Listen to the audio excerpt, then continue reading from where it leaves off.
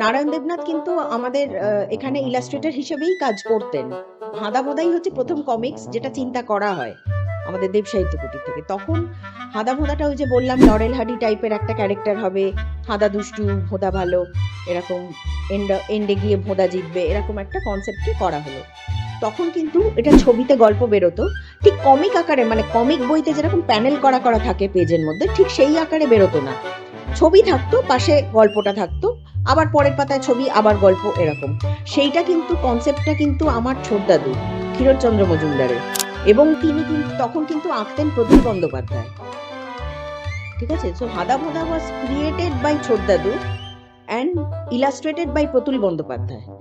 পরে যখন ওটাকে মানে আমরা কমিক আকার দিতে চাইলাম, এবং সেটা আমাদের দেবসাহিত্য কুটিরে হাসির অ্যাটম বোম বলে একটা বই আছে, সেই বইতে মানে ওই হাঁদা ভোঁদার গল্পগুলো, প্রতুল বন্দ্যোপাধ্যায়ের আঁকা গল্পগুলো সব রয়েছে।